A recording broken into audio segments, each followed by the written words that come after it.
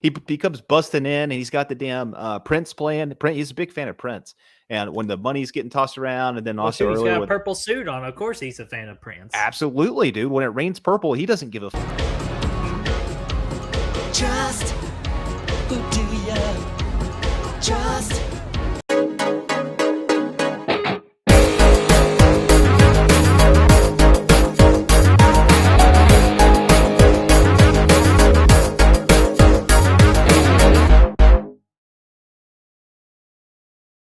What's going on, guys and gals, and welcome to Good Real Hunting, where today we're going to hunt for the good in the real so you don't have to. I'll explain here in a minute. We're starting a new series here today. It's going to be our new version of reviews. We're going to see how this goes. It's something we're really excited about. Obviously, the new Batman, The Batman's coming out March the 4th. We're really excited about it. So leading up to that, we're going to be doing these reviews for all the standalone Batman live action movies up to that point. Then we're going to rank the franchise once that comes out.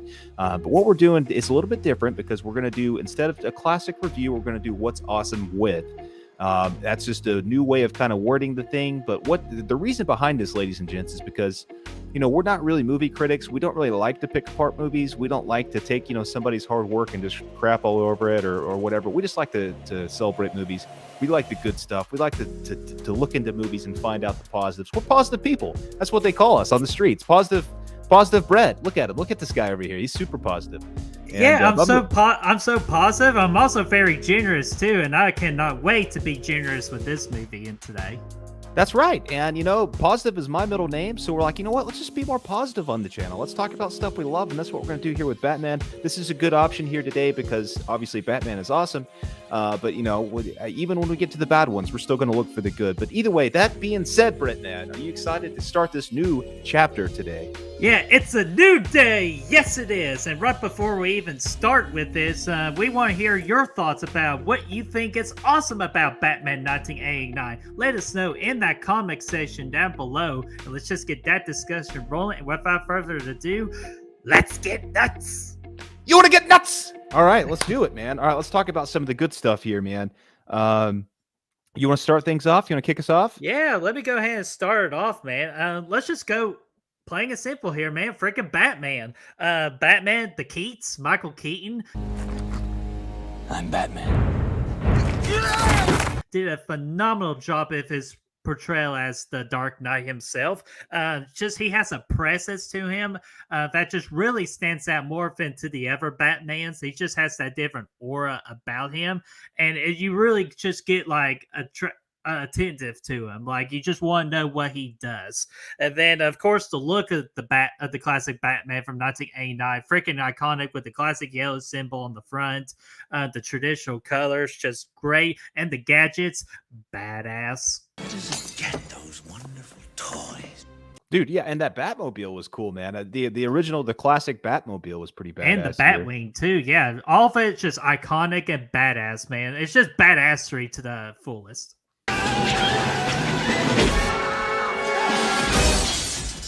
Yeah, so yeah, obviously I love the way Michael Keaton comes in with the role here. You get a lot of Bruce Wayne talk here as well. Like he's in the movie as Bruce Wayne quite a bit in this one, and I really like that. Obviously, when he portrays Batman, it's even better, man. We love Batman in this one. Are we sure that's Bruce Wayne? Oh yeah, it's Bruce Wayne, dude. Because I like us like, are you sure you Bruce Wayne this time? Yeah, I'm sure. Yeah, when he's sneaking up behind him there, and yeah, that was good. Yeah, he portrays both roles really well here, I think, and you know, I love that. I love the scene, obviously, when he's actually Bruce and he's talking with the Joker in the apartment, in Vicky's apartment, and you know, you want to get nuts thing. And then he had us. Now you want to get nuts? Come on, let's get nuts. All that stuff we were talking about earlier. Obviously, that's a good sequence of Bruce, but yeah, man, I love all that stuff. It's great. Alfred is awesome too, man. And he's also, you know, he's a big part of this as well. And I love his portrayal in these movies. Yeah, awesome. man. Alfred is just an icon too. It's the same Alfred for the next set here of movies, like 3 more after this, for my calculations. So like he plays a very crucial part into the Batman series. And yeah, Alfred does a really great job. He does, man. And yeah, he's great. And Vicki Vale is another fun character here. I think she's a good addition. And you know, obviously she's got a lot of screen time.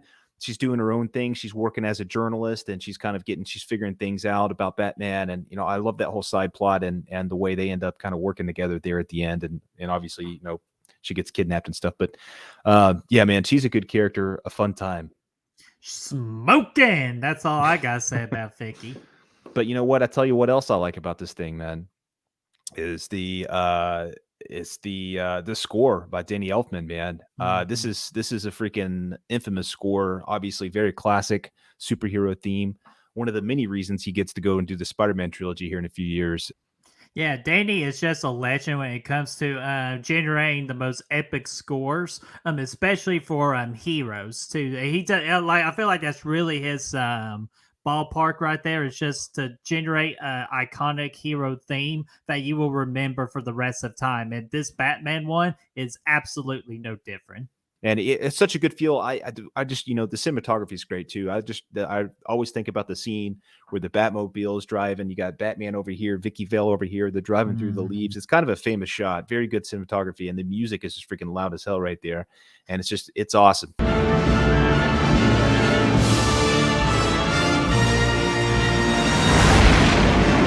And he comes powering through. Let's just go ahead and just transition to that a little bit of the man responsible for those creative ideas with the camera and all that.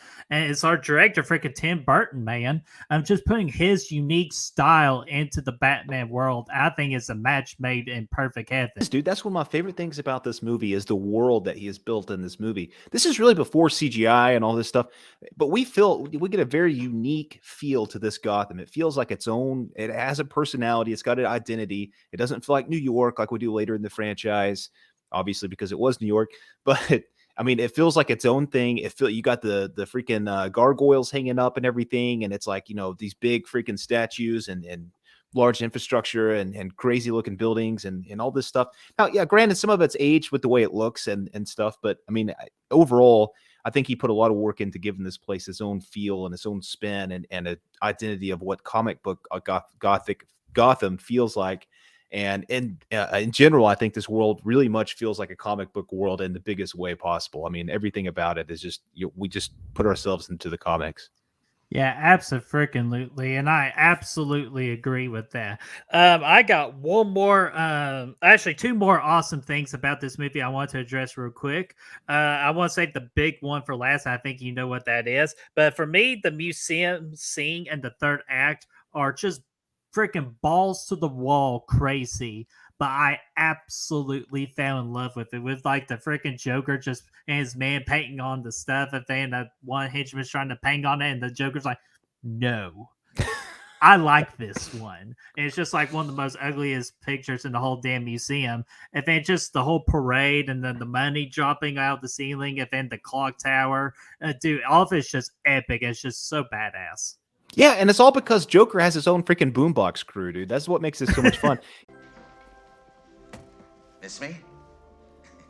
And I wanted to make that to the segue to my last thing that's just awesome about this and my absolute favorite thing about Batman 1989, and that is Jack Nicholson's portrayal as the Joker.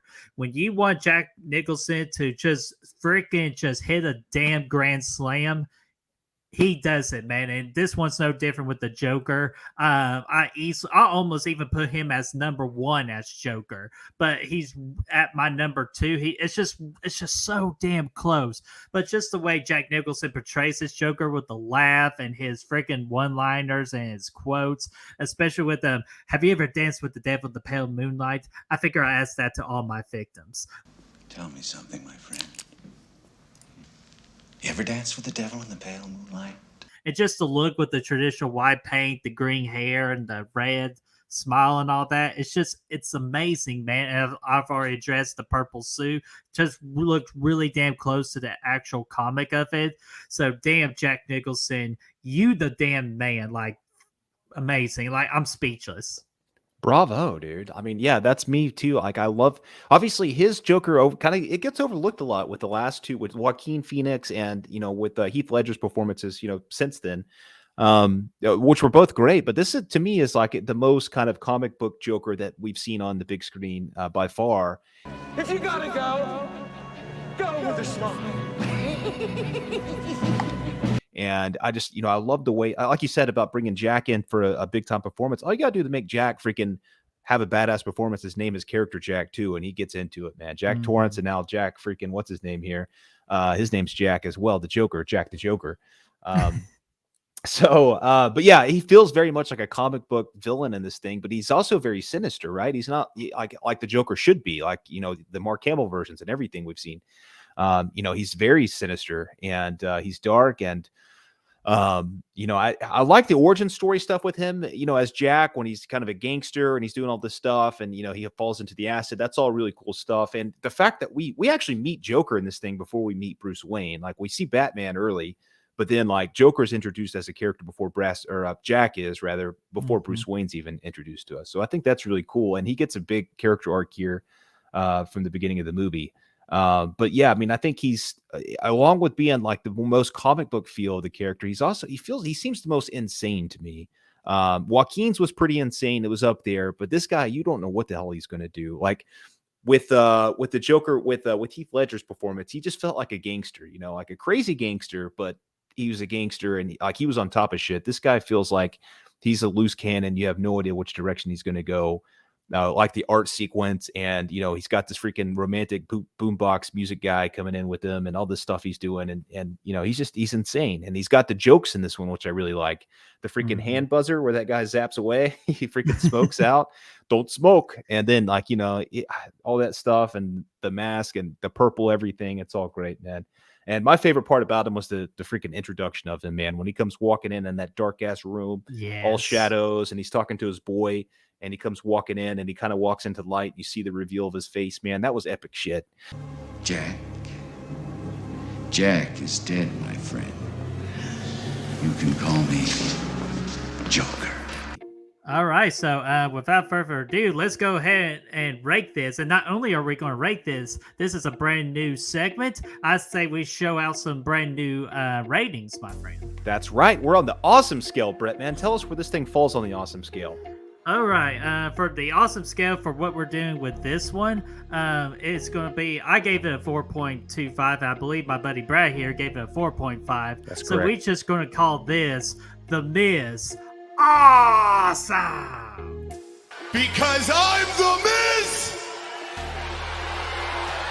And I'm awesome! This is the tip of the awesome scale, dude. Tip of the spear, man. Great stuff. So it's a smaller rating system, which we'll get into later. You'll probably see them all in this franchise alone. So we're excited about it.